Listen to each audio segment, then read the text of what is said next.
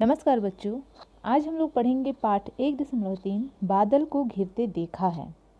यह एक कविता है जिसके कवि हैं नागार्जुन। इनका जीवन परिचय दिया हुआ है यहाँ पे। हिंदी और मैथिली के प्रमुख लेखक व कवि नागार्जुन का जन्म 30 जून 1911 को मधुबनी बिहार के सतलखा गांव में हुआ। उनका असली नाम वैद्यनाथ मिश्र था, परंतु हिंदी साहित्य में उन्होंने नागार्जुन तथा मैथिली में यात्री उपनाम से रचनाएं की। नागार्जुन जी का असली नाम क्या है? वैद्यनाथ मिश्र। उन्होंने हिंदी साहित्य में अपना नाम नागार्जुन रखा और मैथिली साहित्य में यात्री के नाम से उन्होंने रचनाएं लिखी हैं।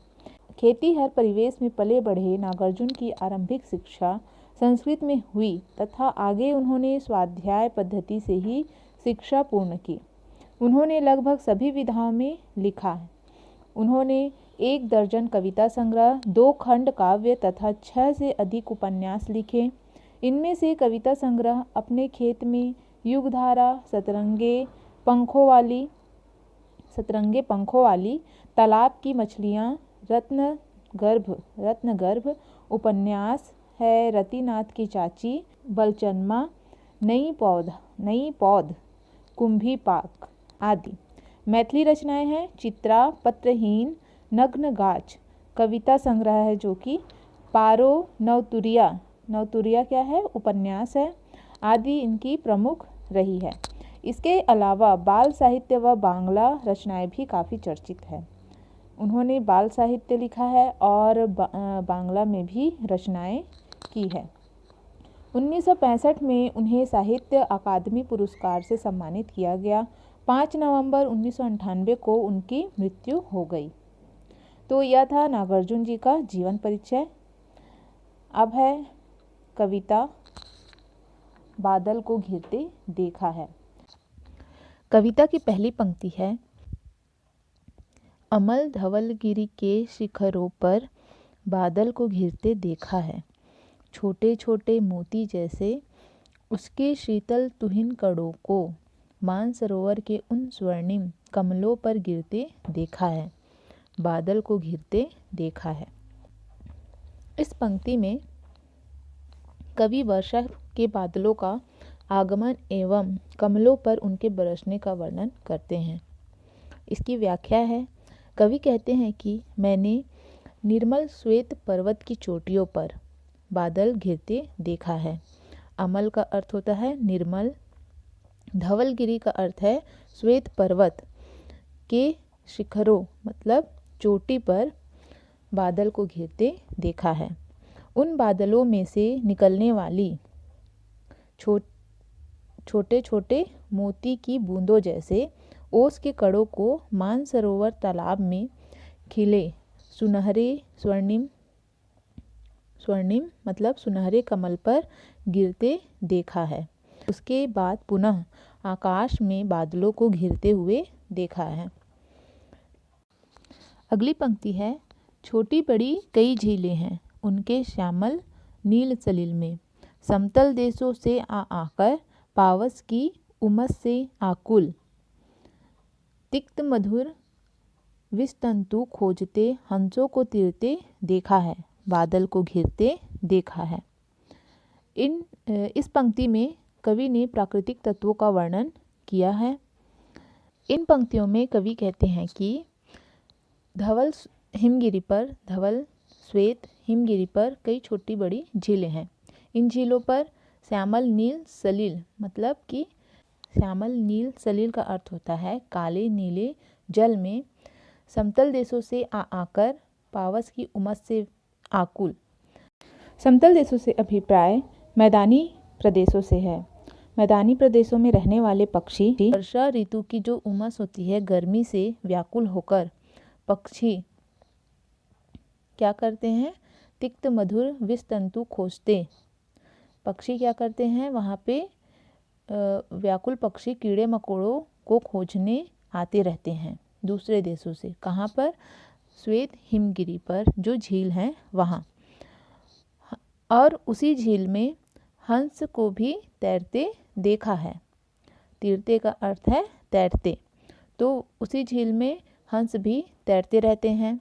इस प्रकार कवि कहते हैं कि वहाँ भी मैंने इसी शिखर पर बादल को घिरते देखा है।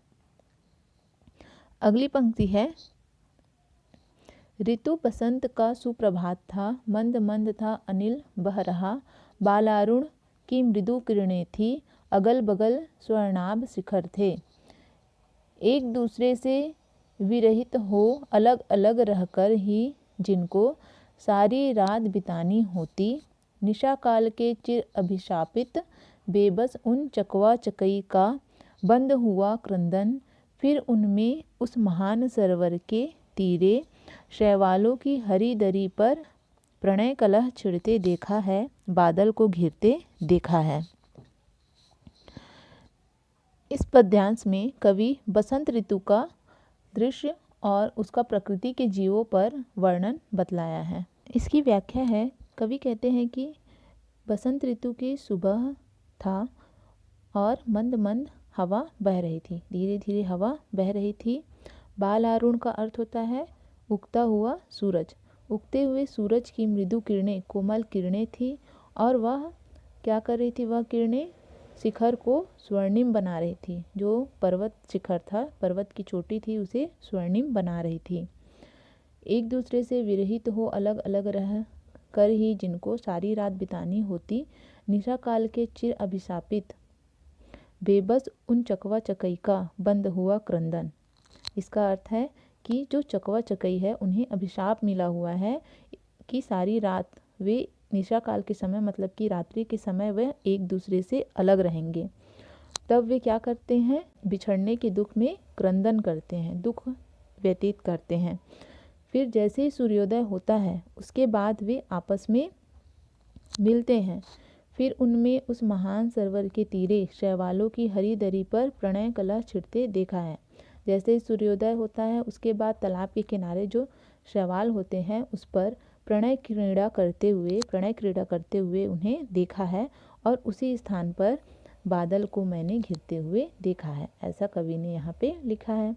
आगे की लाइन है, दुर्गम बर्फानी घाटी में शत सहस्त्र फुट ऊंचाई पर अलख नाभि से उड़ने वाले निज के ही उन्मादक परिमल के पीछे धावित होकर तरल तरुण कस्तूरी मृग को अपने पर चिढ़ते देखा है, बादल को घिरते देखा है।